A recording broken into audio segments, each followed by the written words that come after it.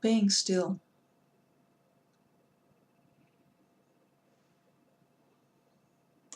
There are a lot of people talking about being still, staying true to their true nature.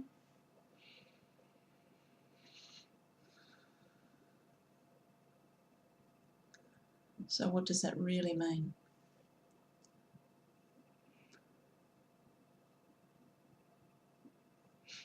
I'm recording this because what I see a lot of people doing is taking those words and putting a meaning and a concept around them. As we do, the mind creates concepts. Some people think that staying still means not having any thoughts, means sitting in a chair, meditating, or just sitting. But not doing is actually physically, rigidly stopping yourself from not doing. And none of that's it. None of that is true. These are animal forms, and we experience life. We experience who we are through these forms. And these forms, these animal bodies, have a mental body, an emotional body, and a physical body. And there's an energetic one too, but we'll leave that one for now. We can understand that mental thoughts come and go. That's an easy one. People can relate to that. But there are body stories and emotional stories that come and go. And depending on how our body's wired, one of those will be the dominant way in which we perceive the world. So for some people it'll be very mental. There'll be a lot of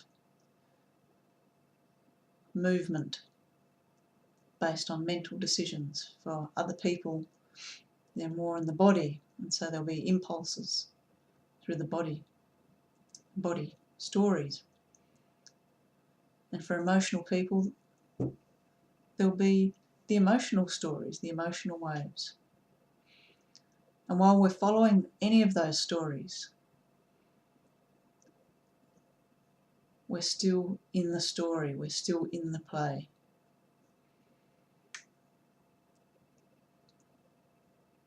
Being still, staying true, is keeping your attention on where all of those things arise from.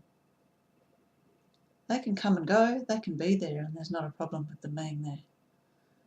But it's keeping your attention on what's always here, the experiencer, the experienced, both one and the same.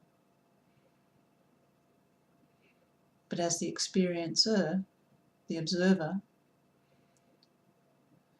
we can see these stories coming and going. And if what we truly want is to stay true, to not be run by the animal form, which can be useful, no problem, and life can use the way the animal form's wired in very effective and efficient ways.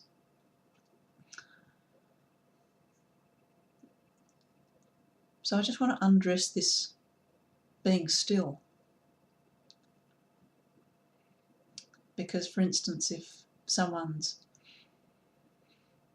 mainly a body story person and they think that being still is just stopping their thoughts, then they're going to get themselves trapped.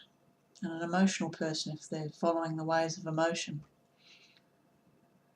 then they're going to get trapped if they stay there. It's really bringing the attention to where all those arise from and being moved by that. So let's take a mental thought, because that's perhaps one of the easiest things for people to relate to.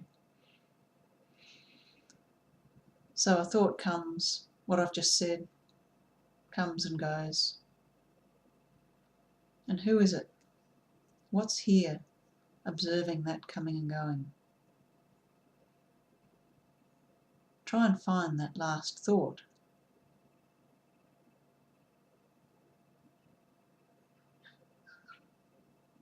Is there anything there when you look? What is there? the presence, the experiencer.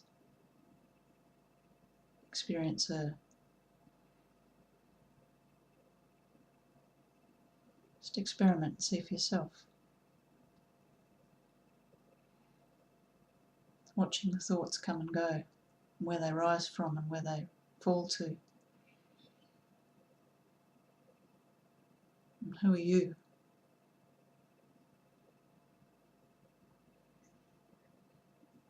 So now a body story can come and go. An impulse to go and do something, to go and eat something.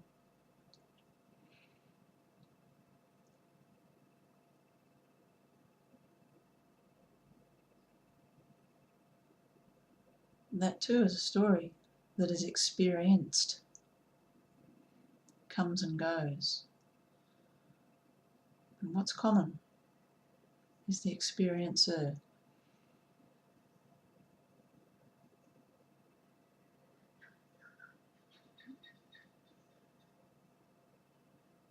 But when you open into that, the experiencer and the experienced, there's no difference. So for an emotional person, there could be an emotional impulse, a wave of joy at a particular action, or a wave of pride in something you've undertaken. And these are stories that can be followed. But what if in any of those stories you stop for a moment, focus your attention on what's always here, this presence that's always here experiencing. And you'll either get this or you won't, but at least I can bring it to your conscious awareness. Just undress that word a little, stopping and staying true, being still, so that you've got a choice. There may be an impulse to move, but what's the truth? If you actually sit with your attention on what's here, is there a natural, effortless movement to just get up and do something, to be somewhere, to say something, the words naturally arising? Really, just experiment for yourself. And just see.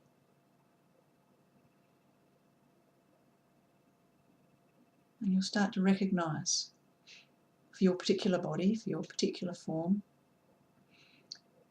you'll start to recognise its patterns and its wiring, and you'll have a conscious choice each moment to put your attention on what's always here and to live from that. So I hope this has been helpful to you. Namaste. Dear heart. Thank you.